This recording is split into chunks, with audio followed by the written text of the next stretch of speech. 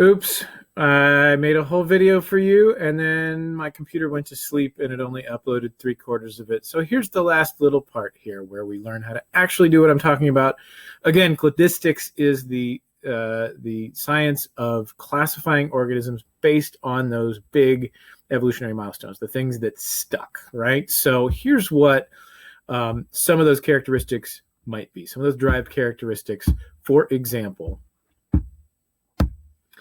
we might have a chart that looks like this. That the characteristics are, the things that stuck are being eukaryotic, right? Having a nucleus and membrane-bound organelles.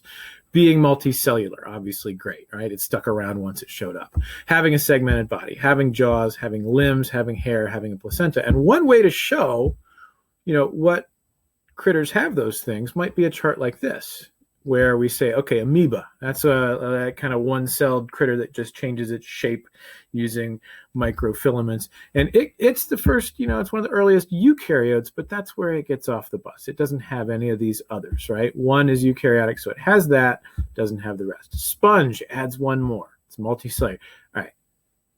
You don't want me to go any further because this is a mess, right? This is a terrible way to look at it. You can't follow this very well. So a cladogram that you're going to learn how to do is a much easier way of following something like that. So if we take this information, which by the way is very similar to in your homework, this information that you're going to get here, you're going to get a chart like this, and you're going to have to turn it into a cladogram. And okay, so here are the characteristics of the type of cladogram that you need to know how to do. First of all, time goes this way, right? This is time, and everybody makes it to the top, right? Everything, you notice all these lines, they make it all the way to the top. And so time goes this way, and unless they've gone extinct, they should be making it all the way to the top. Each one of these branches up here is an animal. In this case, they could be plants or whatever we're following.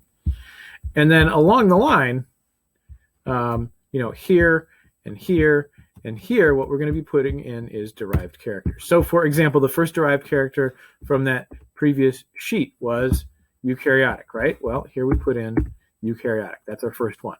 And we know that the amoeba is the first critter to be eukaryotic, or at least that's the descendant of one of the first critters. They're still around, but they're the direct descendants of them. Well, but that's where they get off the evolutionary bus. That's all they got. And so they get off the bus. This line is still going, and then multicellularity shows up. Well, amoeba don't get that because they're off the bus already. But in comes multicellularity. And the sponge, the first simple animal, in fact, the simplest animal, the descendant of the simplest animals, they get multicellularity, but that's where they get off the bus, right? So they don't get segmented body. So first key is time goes this way. Everything makes it to the top unless it's extinct. Second key is derived characters come before the first critter that has them gets off the bus. So segmented body. Earthworm is a good example of a descendant of something that has that, but none of the rest of the ones that we're talking about. Jaws. Having an actual jaw is actually something that fish did first. The jawed fishes, as opposed to the eels, the jawless fishes. So a salmon is a good descendant of them we can use. Limbs come in, and lizards are kind of the earliest critters to evolve to have those limbs, as in, arms and legs.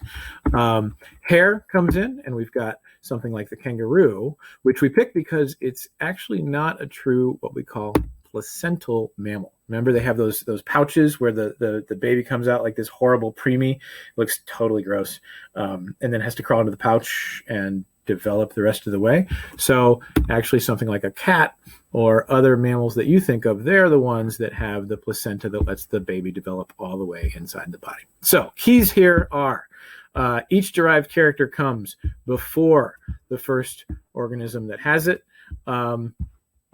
that everybody makes it to the top unless they are extinct, and that finally, and this is a common mistake, that the last critter goes on the straight line and not on its own branch. Like we don't draw like a branch this way and put the cat here. We put it on the straight line here. All right, good.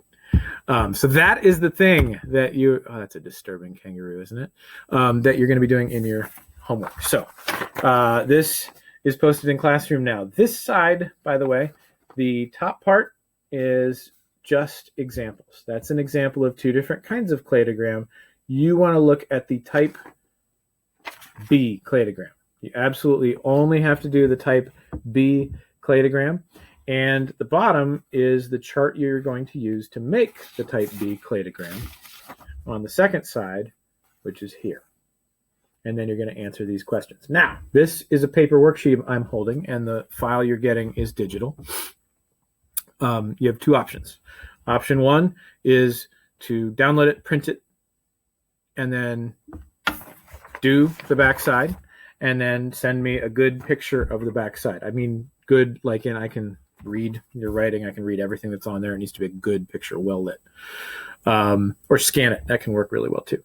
Option two is just to do it on your own paper and do the same thing. Just answer these questions. Draw me the cladogram and answer the questions on your own paper, and then take a picture of that or scan it and submit that. But please do not do it digitally. I want the cladogram drawn out by hand. I want the answers in your own handwriting. That is assignment one. That is due on Thursday, by 8 a.m.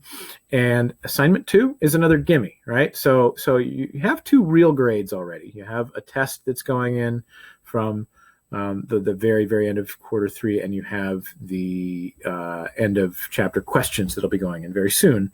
You have kind of a gimme assignment that I gave you, which is the pre-assessment. This will be a real assignment, right? This thing.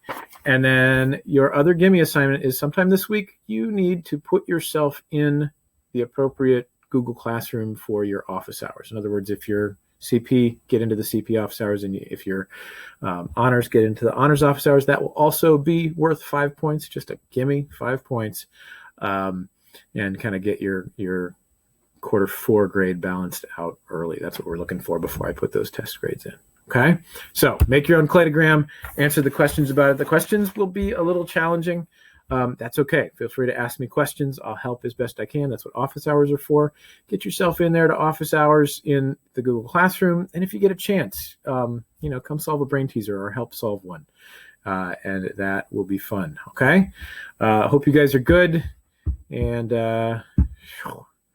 sorry I had to do that in two pieces, but have a good week, people.